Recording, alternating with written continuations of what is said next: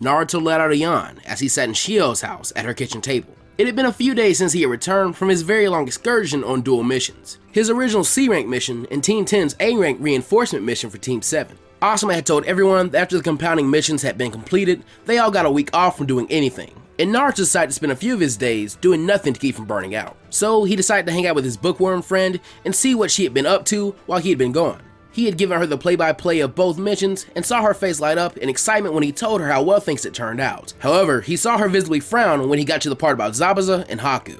"I'm glad that worked out for you, Uzumaki-kun," Shio said, taking a seat at the same table with tea that she prepared for both of them. "But the next time, don't ever do that again." She noticed him look down. "I know you just wanted to save someone that you thought was your friend, but when your friend is supposed to be your enemy, it could be really dangerous. What would you have done if this Haku person had been bloodthirsty enough to kill your teammates instead of incapacitate them? No report would have been able to explain that away. You'd have lost your team and probably your career."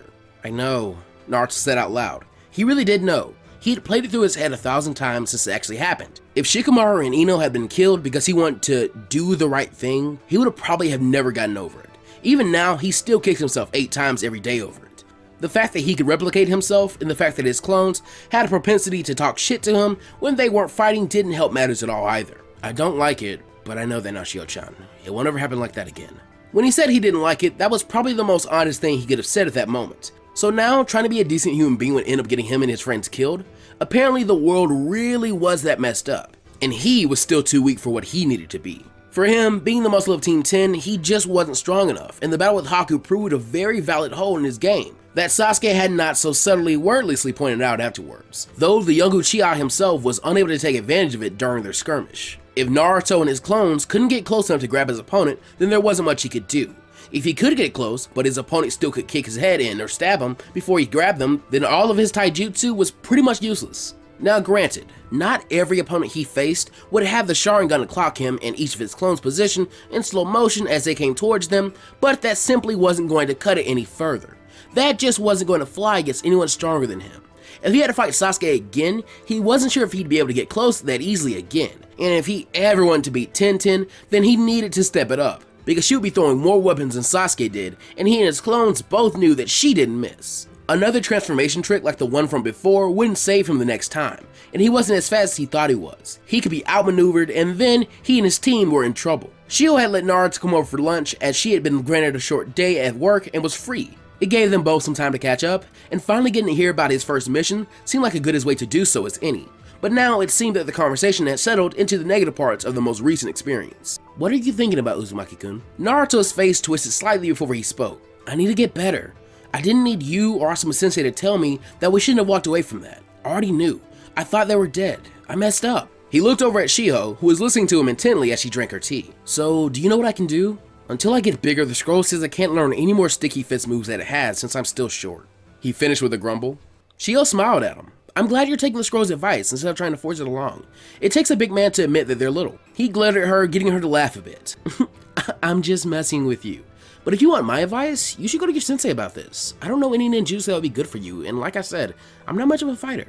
Naruto bucked out a snort from his nose as he thought about it. "Do you think he'd teach me a new jutsu if I asked him?" Shio shrugged. "I don't see why not. It's not like you aren't already the most adept user of the Shadow Clone in the entire village, so you don't need to finish mastering that jutsu. And you just told me you can't go any further with Sticky Fist without making things up the way you told me you did. I think he'd be happy to help you if you asked him to," she said supportively. Naruto perked up significantly after hearing that. "Alright then, I'll wait until the next team meeting and—" Shio cut him off. "You should probably ask before that. The sooner the better." Naruto nodded and stood up. "I'll go right now then," he said, rather excited at this point towards the prospect of maybe learning something new. "I'll see you later, Shio-chan. I've got to find Asuma-sensei right now." Shio waved to him as he headed out towards her front door. "Well, I hope I helped. Don't be a stranger, Uzumaki-kun. If you'd like, the next time you see me, I'll probably have something set up for you to start learning. You might like it." He gave a small wave back as he grinned at her through the spaces in her bookcases and shut the door behind him. After leaving his friend's house, Naruto grumbled to himself as he stood in the middle of the street scratching his head. "Well, this sucks. I don't know where Asuma-sensei lives or where he hangs out, or anything about him in general." Naruto bonked himself on the head a few times to try and jog his memory in case he had forgotten something. Maybe one of the others knows where he is. He quickly let off a preliminary burst of his sensor jutsu and smirked, and I can tell where one is right now, he said to himself as he took off down the street to find someone. Yamanaka Flower Shop.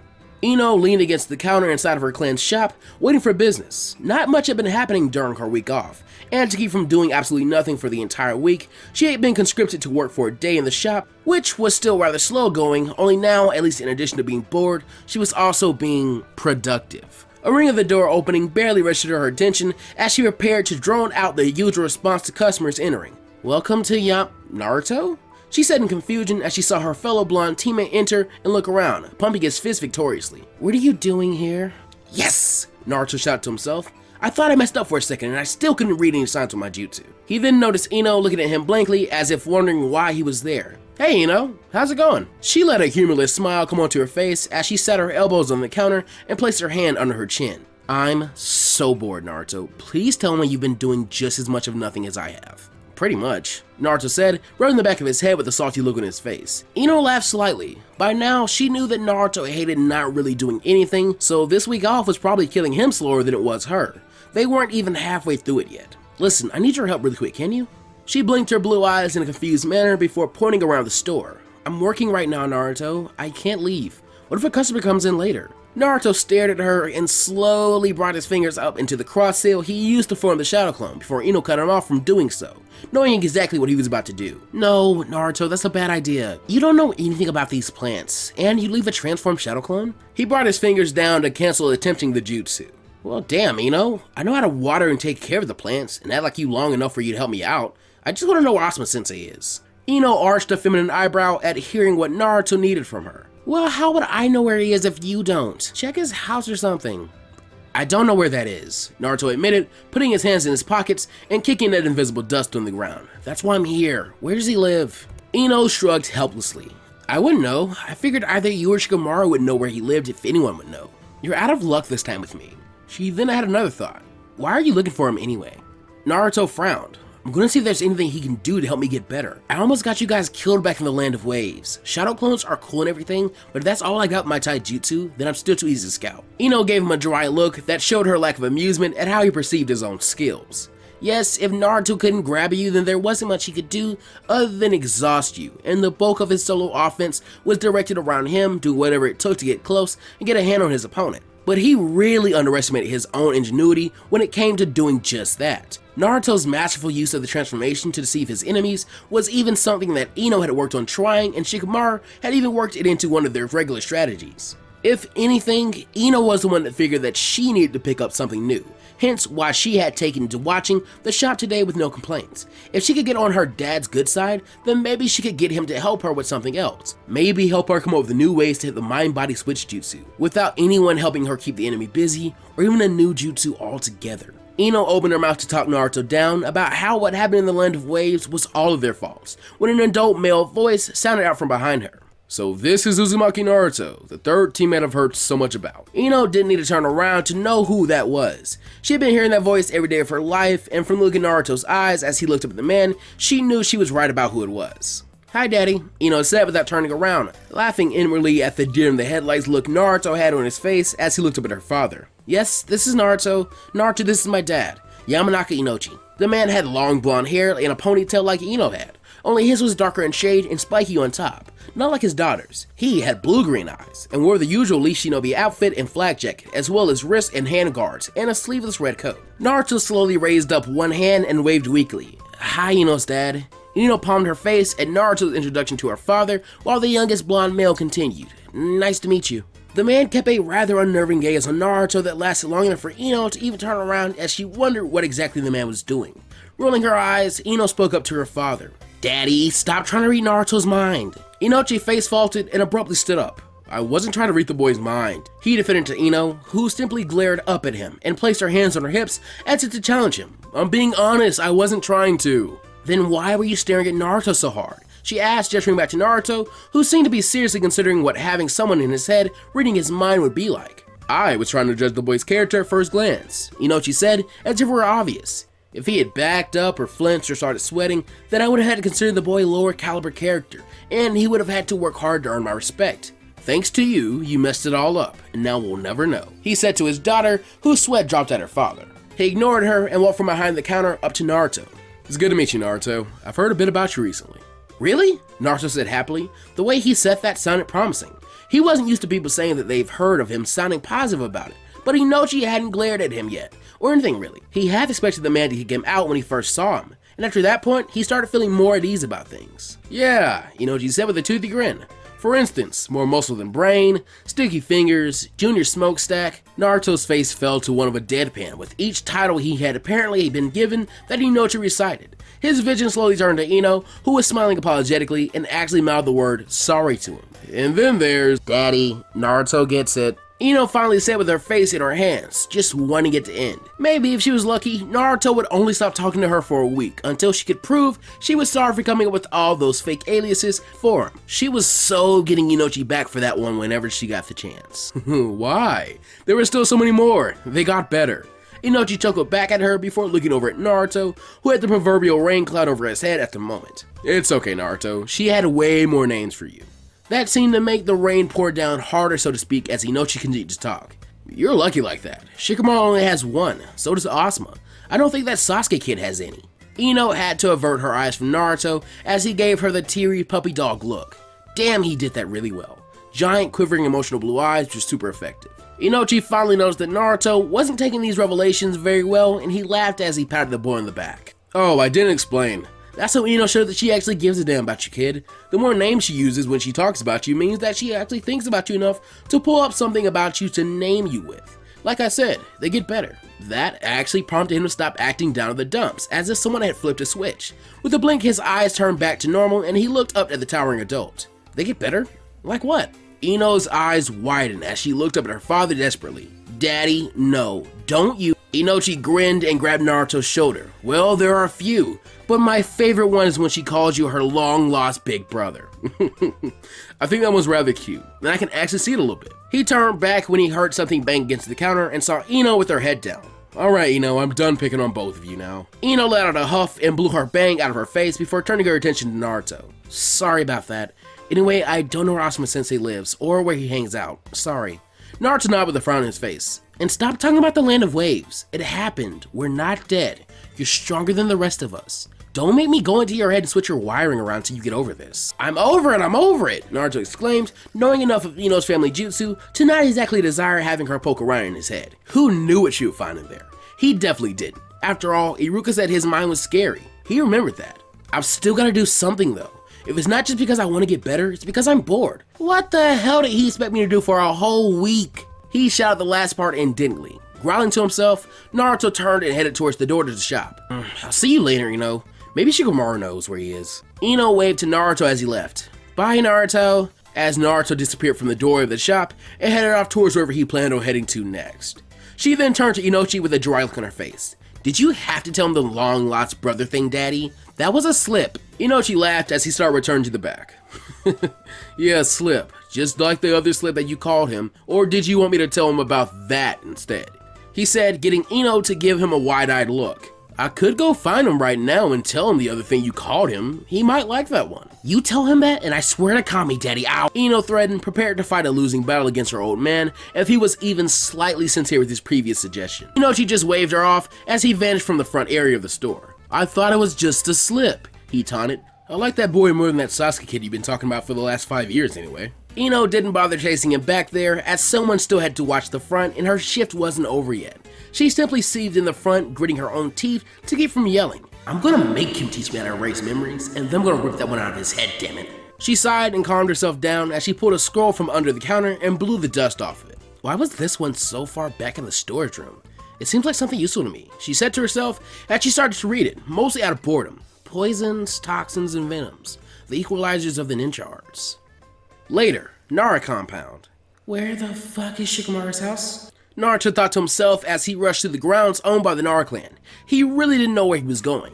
He just knew the general area of the village. He hadn't had any friends before he being on this team, let alone friends that lived deep within specialized areas of property like clan grounds, so he only knew where to begin looking for where people lived. He had been running through the forests that were abundant on the grounds, and so far, all he had seen were the wrong houses and tons of deer. Letting out another burst of his sonar jutsu to see if there was a person around to ask where he was, he turned around abruptly, stopping his movement through the forest. And who the hell keeps following me? He yelled, waving his arms spastically. Come out already, damn it! If you can help me out, then come on. And if you're trying to kill me, then still come out. let's get this over with. I've got stuff to do today. Nothing sounded out in the forest except the natural sounds that would have been there regardless. Naruto bared his teeth. Chakra echolocation jutsu! With his next post, he noticed that the person that had been hanging back and following him had left the area again. Seriously, who is that? He didn't know who the person was by their signature, but every so often, he'd catch the person shouting him when he tried to use his jutsu. It irked him before, but it was starting to unnerve him now, especially after the last time he had been shadowed by someone. It led to his battle with Haku, that by all rights should have ended with his team's deaths. All he could do now was continue on through the Nara clan grounds. Hopefully he ran into someone that could help him soon. Didn't any of these people get up and go outside, or were they all just as lazy as Shikamaru? What? Was it genetic or something? The forest started thinning out, and Naruto saw a smattering of clan houses and prayed in relief. He had wasted upwards of 2 hours looking for Asuma by way of both Ino and Shikamaru, whom he had yet to find and even ask. He then cursed when he began looking at the addresses on the house. Come on already, cut me a break! Naruto wanted to yell again, but in a mellow place like the Nara clan area, it seemed wrong. The reason for his disgruntled attitude this time was because every house had the address and the name Nara, and he didn't know Shikamaru's personal address. In his defense, however, he was sure that none of his team knew where he lived either, so as far as he was concerned, when he found Shikamaru, he would have a leg up on him in that department. As he started wandering around, a grin came to his face as he finally found who he was looking for, sitting in front of a house with an older man that looked like him. Only he had 2 scars on the right side of his face, a goatee, a mesh shirt underneath a flak jacket, and over that he had a deerskin coat and handguards. The two were playing some kind of board game that Naruto had never bothered learning how to get good at. Shogi just wasn't for him. Shikamaru, Naruto said in relief as he ran up to them. Do you know how hard it was to find you? Why were you even looking for me in the first place? Shikamaru asked as he stared down at his pieces while his dad waited for his next move. Suddenly Shikamaru's eyes drifted up towards Naruto and narrowed. Did Asuma cut our break short? He said, sounding somewhat miffed at the prospect. Naruto shook his head. That's the thing, I don't know where Asuma Sensei is. I was hoping that you would, but seeing as how you don't know where I live, he said, trailing off. Shikamaru sighed and looked back down at the board, finally moving a piece. You live on the south side of the Leaf, edge of the residential and business districts. Monument View Apartments, 3rd floor, apartment number 3. Why do you know that? Naruto asked him incredulously. Nobody knows that. Asuma knows that. Shikamaru responded as he waited on his dad to make a move. I know it too, and so does Ino. We know where you live because of that day you didn't show up because your clones put you in a coma or something. We went to see what the problem was. You don't remember it because you weren't even awake when it happened. Naruto's shoulders dropped. Aw man, I suck. I don't even know where Ino or Asuma Sensei lives, and I just found out where you live. Meh. He grumbled. So do you know where Asuma Sensei is? Please say yes. I've been looking around for more than 2 hours. Shikamaru sighed as his dad made a move, prompting him to think about changing up his strategy. Having Naruto ask him a question was distracting him from his game with his dad. He wasn't going to lose this one, damn it. Answer your friend, Shikamaru. Shikamaru's dad, Shikaku, said lazily. Yeah, troublesome old man. The younger Nara boy said before stopping to think about it. If I had to look for him, and I never have, I would check with Kurenai. If you can find her, you can probably find him. Damn it, Naruto said, pulling his goggles off his head to scratch his forehead. This sucks. I just want to ask one question. Is that so much to ask? Shikamaru moved another piece. Apparently it is. Find Kurenai. That's your best shot. Naruto frowned, but nodded as he still held his goggles in his hands. Fine. I'll see you later, Shikamaru, he said as he disappeared in a puff of smoke. Shikaku watched Naruto's smoke dissipate quickly before he addressed his son. He can do the body flicker? Shikamaru nodded, still focusing on the game and not on something he had already known about for the better part of the last month. Yeah, now stop trying to distract me. Shikaku yawned. Just accept that you lose or else I can take a nap and go train. Shikamaru scoffed. You're supposed to be training me, old man. I told you about our last mission. I will, Shikaku said as if he were trying to placate his son. I will when you beat me at this. Shikamaru's eyes moved from the board towards Shikaku's as they just stared at each other for over a minute. You're really gonna make me get up and tell Mom, aren't you? You wouldn't, Shikaku said, still relatively comfortable at this point. You're bluffing. I would. Shikamaru fired back immediately, his face not changing to illustrate his point. Who do you think she'd be upset at? Her son for wanting to get in some training with his dad? Or her lazy-ass husband that wouldn't bother training with his son when he didn't have anything better to do? Shikaku gave his son a blank stare before moving one more piece on the board. Fine, check. Now let's go already. I think your brother can sense when we talk about her. You troublesome brat. Shikamaru looked hard at the board to see if there was another move he could make before slumping back in his chair. Checkmate then. Both of them stood up slowly and headed towards the forested backyard to begin. How the hell did you do that? My entire strategy was to wear me down with stone-wall defenses and let me beat myself. Shikaku finished for him. I know, that was your problem. That was too conservative. You never tried to attack. I left my gold general and rook open for you twice to see what you would do. No trap involved. Just see if you attack when given the chance, and you didn't. Sometimes it pays to be a little reckless, Shikamaru. With Naruto. Naruto eventually came to a stop on a rooftop with a twitching eye. Wait, what am I doing? Why should I be running all over the village 5 times over just for a hint of a clue of where Asuma Sensei is? I've got unlimited help. He quickly formed 2 dozen shadow clones. Go look for Asuma Sensei or someone that would know where he is, like that Koronai lady. One of the clones spoke up. Where are you going? The original Naruto sighed with a dejected look on his face. Where else do I go when I know I need to train but I don't have anything to train on? He asked rhetorically, as his clones already knew the answer to that question, showing that they knew by cringing. Yeah, I think I should go to the library to see if I get lucky.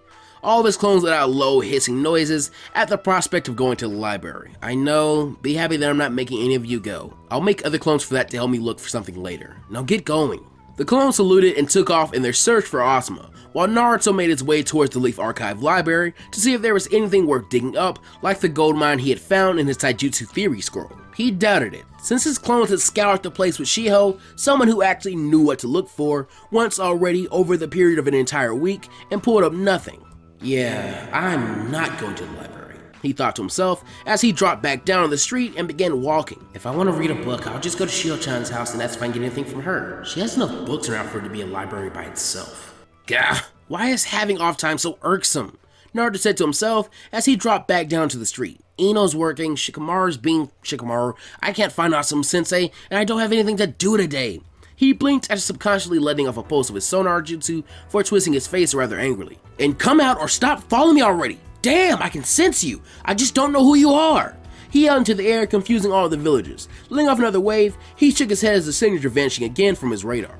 Taking his headband off to scratch his forehead momentarily, he stared at it before pulling his goggles up to their place over his forehead. As he continued walking through the village, he loosened his headband so that it took on the shape of a bandana that he tied around his neck. With nothing to do but play the waiting game, Naruto decided to just walk about the village. Maybe something would find him and fall right into his lap. After a while of walking through the business district on the way home to grab something to eat for the late afternoon, Naruto heard someone call out to him. Naruto! He stopped in his tracks and looked around, but didn't see anyone in the streets trying to speak to him. Shrugging, he was about to go on his way again when he heard the voice again. In here, look harder. He turned around again as the voice started to guide him. That's it, keep walking that way, 10 more steps then turn right. He did as instructed and wound up looking inside of a doorway at 1010, standing inside of a shop, stocking packs of shuriken. How are you? Long time no see, Naruto-chan. And just like that, his good mood at finding someone to hang out for a bit was gone. Do you have to call me that? Am I your senior in age and rank? Tenten asked him in turn, a grin on her face. So what's up? She asked him, finishing her task that Naruto walked in on her performing. Not much, Naruto said flippantly. I'm supposed to be looking for my sensei, but I don't know how to find him, so right now I've got nothing to do. What are you doing stocking stuff? Tenten gestured around the store. I work here sometimes. Why else do you think I can afford so many weapons on a Genin's regular salary? I'm not part of any clan that has a storehouse full of them. By now you should know we don't make that much money. True, Naruto admitted. With the missions they did, he only had enough money really for his necessities and not much for anything leisurely. Hey, since he was there, he might as well have a look around and restock on his stuff. As much as he didn't want to spend all that money on new stuff, he had to eventually. He used a lot of weapons in the Land of Waves. Do you mind if I have a look around? Tenten shook her head. Not at all. Why would I? You want me to help you out? Naruto smiled slightly. Yeah, if you're not busy, I need a new set of kunai and a few shuriken to restock with. Tenten nodded and began leading him around. That sounds easy enough. Come with me. I'll get you all set up. After being pelted with pinpoint accuracy by the bun-haired girl's weapon prowess once before, Naruto trusted her knowledge on armaments enough to let her get his gear together. As she grabbed the equipment they had gone around to collect, she tried making small talk. So, anything happened lately on those ever so exciting D-rank missions? She teased. Naruto's eye twitched. That's right, she didn't tell him that he'd be doing odd jobs instead of actual ninja stuff when he clearly talked to her about it before he ever started doing them. Thus, when Naruto put a vindictive smirk on his face, he didn't feel too bad about it. Oh, I wouldn't know. We did like 10 and I got to do a C rank. That got her attention, and Naruto decided to go in for the kill. And before we even got back from it, we were given an A-rank mission to reinforce another team. We had to fight missing ninja and help a country free itself and everything. And Tenten's reaction didn't disappoint. She simply stared at him blankly as if trying to process what he was saying. How Why? What? Yeah, Naruto said, taking the kunai and shuriken off of her hands for her. Oh? Didn't you get an A-rank mission by now? Not in the first 2 months! Tenten yelled at him, waving her arms. That's so not fair. What the hell? She actually pouted at Naruto getting a mission like that so soon after getting started. It totally wasn't fair to her, and Naruto, seeing her pout for the first time ever, started laughing at it. Are you gonna tell me about it, or are you just gonna keep laughing? Naruto stopped laughing enough to speak. Can I do both? He was enjoying himself, actually getting to one-up someone for once. Tenten shook her head as Naruto told her about the mission, and before long, they wound up at the checkout counter. So how much is it? He said, already dreading the total due to the last few times he had gone to buy himself weapons. Tenten added everything up, confused at the way Naruto spoke, all dejected over paying. Cheap, aren't we, Naruto? It's 910 Rio for everything. You didn't get that much. Naruto raised an eyebrow. Normally I have to pay twice that. Man, this store has some good deals. He thought to himself, I'm definitely coming here from now on. He grinned at Tenten and eagerly fished the money out of his wallet. Great, I've still got so much money left over. Tenten laughed slightly at his reaction to the price. Well, do you want to keep looking around for something else? Naruto looked around before turning back to her and nodding. Alright then, how much money do you feel like spending? Naruto looked through everything he had left in his wallet and answered, I think I can spend another 2,000 after buying this stuff, and then have to save the rest. Rent, food, and savings, you know? 2,000 Rio. Tenten said to herself as she started leading Naruto back to the store to find him something else. That's pretty frugal, but I think we have something right up your alley. Naruto looked around in the specialized weapons section as Tenten led him through it. His eyes ran across all kinds of weapons. Swords like a Nodachi, Chokuto, Katana, even broadswords like claymores and the like. He stopped there, but when he looked at Tenten, she gave him a small smile and shook her head before leading him on further. Looking at the price tags, he saw that they were out of his price range anyway. They passed all kinds of things, even maces and Kusarigama. He was kind of glad Tenten didn't stop him there. With the blade at the end of a long chain, he probably would have ended up cutting his own head off sooner or later with that thing. She eventually brought them to a stop in a section of short blades as she started perusing through them, picking something up and putting it behind her back. Naruto cocked his head in confusion until Tenten presented him a sheathed weapon. One of these would normally be around 720 Rio, but this one is made of a special metal that can allow chakra to flow through it. All kinds of high-level ninja can use weapons like that in cool ways. I haven't gotten exactly how they do it down yet. Naruto took the weapon from her into his own hands and looked at it. It was a black sheath with a plain black handle that had no guard.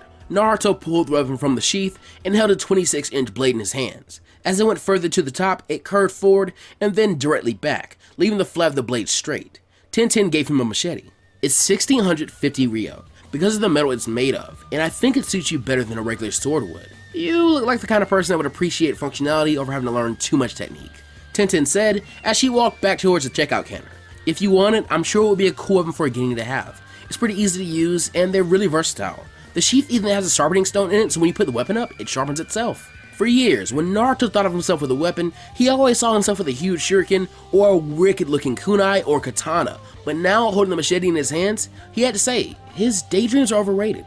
He marched up to the counter and put it up there with his other things. I'll take it, he said, more than happy with it. It was light and it looked very sharp and pretty easy to use, just like she said. Tenten nodded and finished adding everything up. Okay, that'll be 2,560 Rio, Naruto. Naruto quickly forked over the necessary funds, and Tenten placed a scroll and some storage papers with a little bit of ink on the counter, confusing him and prompting her to explain. We got a shipment of sealing supplies, so as a promotional thing, we're giving away samples of ink and papers to start with people that spend over 2,000 Rio in here. Maybe if we end up getting some to someone that enjoys it, we can sell a bit more of the stuff quicker. I tossed in a sealing scroll too. Like what I had for my weapons, it's just that mine is special. Naruto grinned at Tenten as she placed all of his stuff in a bag to take out. This was great. Not only did he get kunai and shuriken for under half price, he wound up getting a special weapon and some stealing stuff too. He remembered Tenten putting all of that stuff away in one scroll instead of lugging them all around and figured he had to get himself some of that too. Thanks a lot, Tenten. Man, this is great. Before he made it to the door, he stopped and turned to her. When do I get my rematch? Has it been 5 months yet? She asked him with a bored look in her face and a small smirk. It's been 2, maybe 3. Damn it, Naruto said before walking out of the store into the street, getting Tenten to laugh a little. I'll see you later, Tenten. Later, Naruto-chan, she said to mess with him one last time, not being let down when she heard him curse from wherever he was down the street. That was a pretty interesting run-in, Tenten said to herself as she went back to waiting out the rest of her shift. Naruto had dropped his stuff off at home before heading back out. His clones had systematically expelled over time. Having found no sign of Asuma and having used all of the chakra, he gave them letting out a pose of the sonar jutsu over time. Grumbling to himself for what seemed like the 1,000th time that day, he patted himself down and pulled a cigarette from his pocket as well as a lighter and lit himself a smoke. Where's Asuma-sensei? Is he ducking debt collectors today or something? Naruto then laughed to himself slightly as he blew out a cloud. Nah, Asuma-sensei's a jonin. The best of the best. There's no way a ninja that good would do something like that. Elsewhere in the land of fire, a woman with blonde hair and pigtails sneezed as she sat on the floor in the gambling den. She rubbed her nose and growled before slamming money on the ground. I'm upping my bet. Now my wager is on Han. The dealer in front of her shrugged and lifted the bamboo cup on the ground. Sorry, the dice are cho. You lose again, ma'am. The woman's eye twitched. Fuck. Naruto absently realized as he kept walking through the village that he was getting too used to smoking these things. He wasn't even coughing a bit anymore. In his defense, after the day he was having so far, failing miserably to find his own sensei just to ask him a question, he earned that damn thing. Where the fuck is Asuma-sensei? He reiterated once more for the benefit of his own sanity at this point. It was sunset at this point, and Naruto was pretty much ready to call it a day and grab some dinner at Ichiraku Ramen. He had looked as hard as he could and failed. No shame in that. Did someone just call out my name? Naruto turned around and saw Asuma walking towards him with Kurenai. However, Naruto and Asuma had something of a symbiotic thought the exact instant that Asuma saw the little white stick in Naruto's mouth, and Naruto saw Kurenai. Luckily, Naruto was able to think fast, and by thinking fast, he swallowed the cigarette whole without a second thought. Asuma had to hide his own surprise at seeing his shortest student pull that one off. That was gross, and extremely manly. I'm a good role model, he decided at that very moment.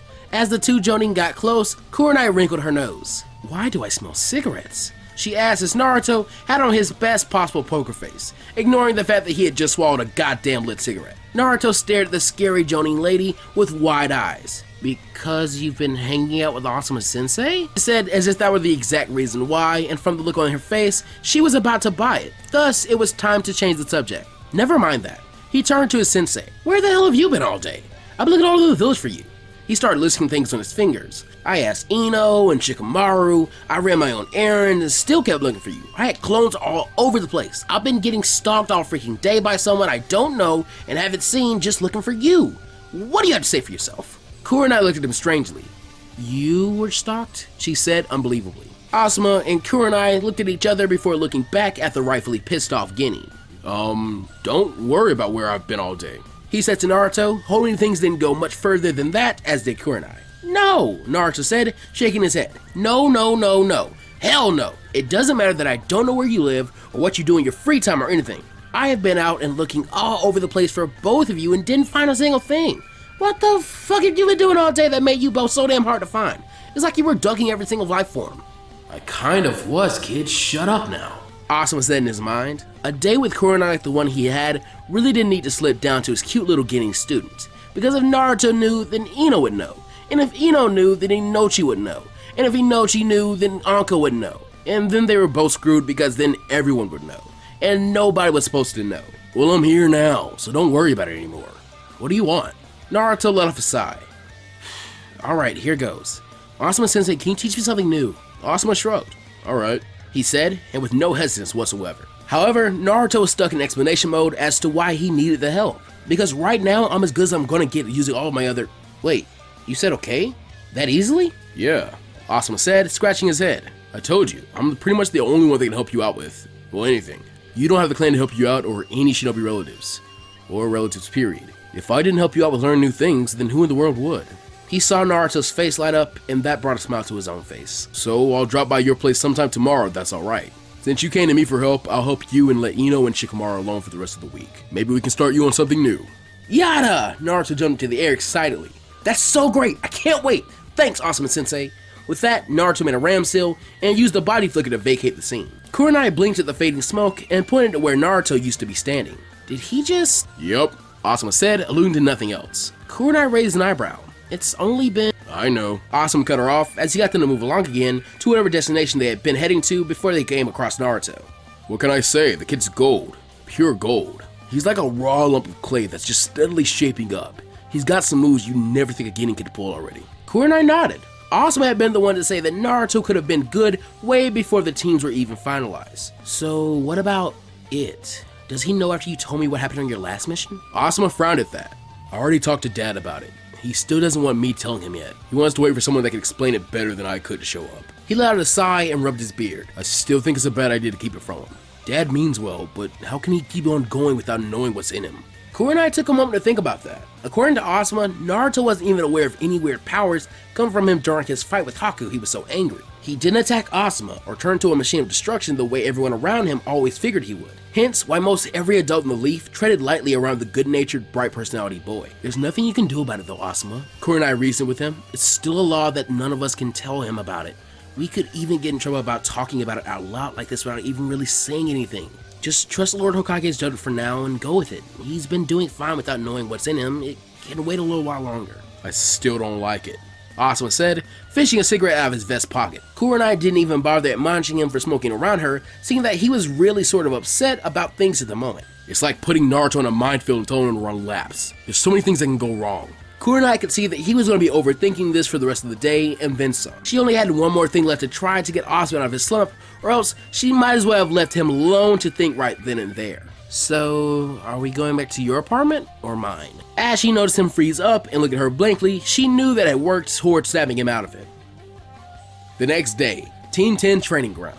Naruto still had his headband in the form of a bandana around his neck and his goggles set squarely on his forehead as he looked at his sensei, who was grinning widely. Asuma sensei, why are you in such a good mood? Steadily reasons, kid, Asuma said quickly as he walked over to Naruto, fishing something out of his pocket. Okay, brat, you can walk on water like a pro at this point. And from showing off with the body flicker yesterday, I guess you got that down. So now we're going to get you jump started on something advanced. It might take you a while to get it though, even with your clones. He pulled out a slip of paper and put it into his hand. Channel chakra into that. Naruto looked at his sensei and then at the paper in his hand, before doing as he was asked. The paper split in half, surprising him. What happened? Did I use too much? Asuma had a look of notable surprise on his face. No, that was just fine. Exactly what was supposed to happen. A smirk came to his face. It looks like as a sensei, I picked right going for you again.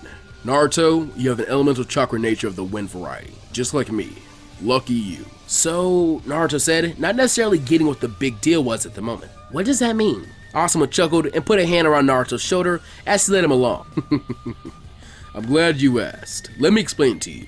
You're really gonna like what I have to say. I can almost promise you that. End of chapter 12. Bonus, how to train your guinea. Tip 9. Sleep is for the weak. Not. You want your guinea to work hard, but there's a point when training hard turns into overtraining, and there are some problems with that. Overtraining can result in injuries, and over time these injuries can accumulate and wind up shortening your guinea's overall career. You know, unless you've got some kind of weird genetic disposition to healing yourself up as good as new, like nothing happened. The same thing goes for missions as well. There's only so much of the time that you can force your squad to keep giving 100% before their performance begins to suffer for it. You can't always go full blast. Have light days where you don't train as hard, or even give them days off, especially after difficult missions. If your team is well rested, then that just makes them all the more better in the long run. If you have an overachiever, well, tie him/her up and make them rest. Who cares if it's not his/her decision? What is this, a democracy? It's for their own good. In the end, if you don't let or make them rest, then eventually their best just won't be as good as it would have been otherwise, and that could prove to be fatal, both to the mission you wind up on, or to their very lives. Shiho.